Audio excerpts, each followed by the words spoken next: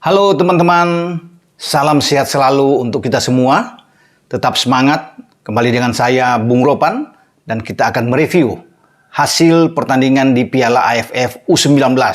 Kita sudah tahu bahwa hasil pertandingan antara tim U19 Indonesia di bawah asuhan Sintayong itu bermain imbang dengan tim asuhan Bindenam dari Vietnam 0-0 alias tanpa gol.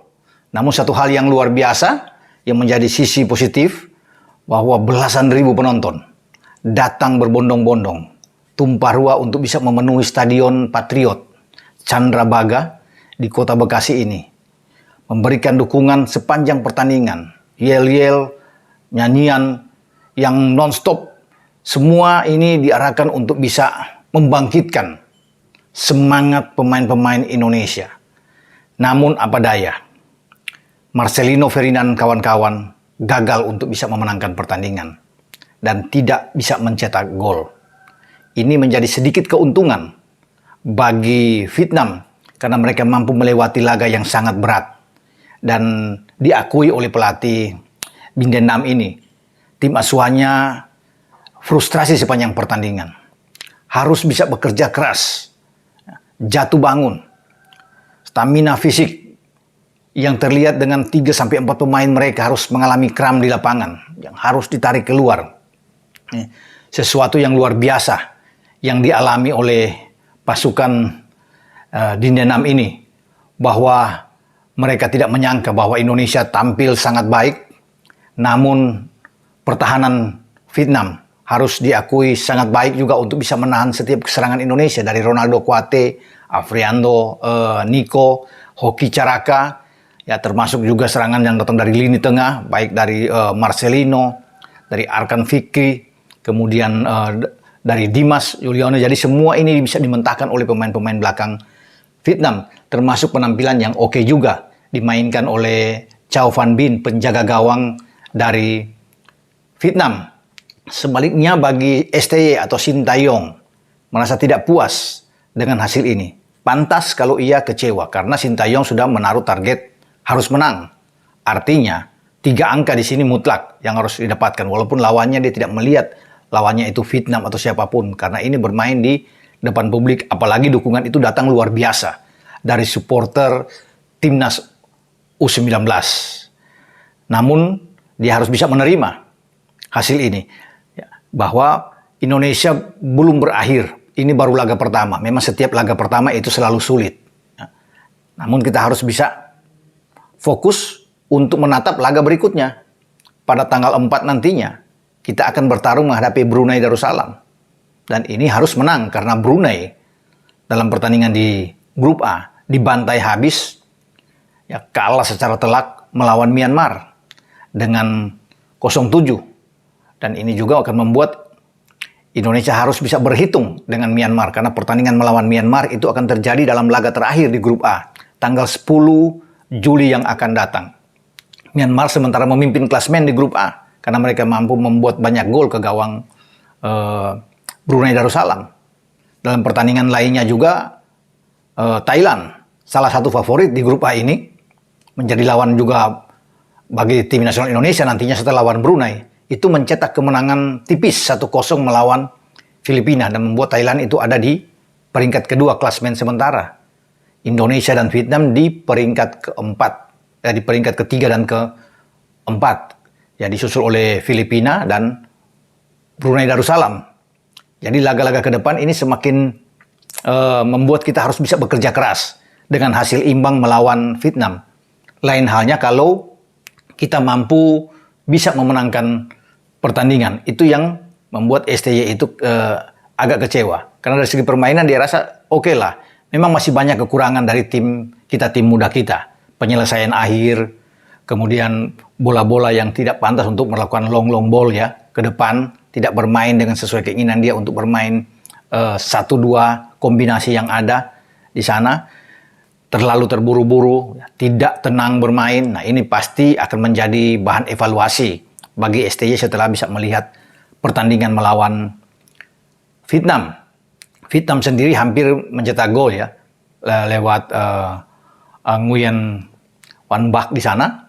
Dan untung di menit 43 tembakannya hanya menerpa gawang. Dan Nguyen ini pun yang membuat kesempatan yang bagus ketika dia menyisir di 10 menit babak kedua setelah berlangsung ya. Dia menerobos dari sisi kanan pertahanan Indonesia, kemudian memberikan umpan yang sangat bagus kepada Nguyen Kok Fit, dan sudah berhadapan langsung dengan Cahya Supriana sini ya. Namun Cahya masih bisa memblok bola, mempersempit ruang tembak dari Kwok Fit di sini, sehingga gagallah peluang dari Vietnam. Bagi Indonesia sendiri memang ada beberapa peluang, termasuk di menit kedua, 12 menit setelah babak kedua berlangsung, atau 2 menit setelah Kwok Fit gagal mencetak gol ke gawang Cahya, dan Marcelino setelah mendapat umpan pendek dari Hoki Caraka melepaskan tembakan dan hanya diselamatkan oleh Mister Gawang. Padahal penjaga gawang Chow Wan Bin ini sudah terpana, tidak mampu bergerak dengan tembakan yang dilakukan oleh Marcelino. Ronaldo Kuate juga ada beberapa mendapat peluang, tapi penyelesaian akhir yang kurang. Marcelino juga sempat sekali di babak kedua, ya mungkin menit 73 kalau tidak salah, tapi tembakannya agak lemah. Jadi saya rasa Sintayong akan melihat ini untuk bisa dibenahi. Pembenahan harus terjadi di pertandingan-pertandingan ke depan yang memang agak menyulitkan setelah hasil pertandingan imbang melawan Vietnam ini. Akan menghadapi Thailand ini terasa jauh lebih berat memang. Kalau melawan Brunei kita bisa ambil. Apalagi Brunei bisa kalah telak melawan Myanmar. Kita harus bisa mencetak gol sama paling tidak ketika Myanmar bisa menang dengan 7-0. Bahkan mungkin bisa melebihi gol yang dibuat oleh Myanmar. Karena kita butuh juga bukan hanya kemenangan atau 3 poin di sini. Tetapi kita butuh gol yang banyak. Sehingga ini akan punya pengaruh dalam perhitungan akhir nantinya sini. Karena grup A ini adalah grup yang kalau bisa dikatakan ini paling seru nih grup ini. Karena ada melibatkan 3-4 tim yang kekuatannya ini merata. Dengan kemenangan dari Myanmar ini tidak boleh dianggap enteng Myanmar. Ya. Kalau Myanmar bisa menang melawan Vietnam atau bisa melawan Thailand, mereka bisa menang, ini juga akan bisa menyulitkan kita. Makanya kita harus bisa mengalahkan Myanmar, dan kita juga harus bisa mengalahkan Thailand. Akan juga menjadi kesulitan buat kita kalau kita sempat imbang dengan Thailand, sehingga kita hanya punya kesempatan untuk bisa bermain melawan Filipina dan Myanmar untuk bisa memenangkan pertandingan. Itu pun memang kita belum tahu karena masih jauh ke depan.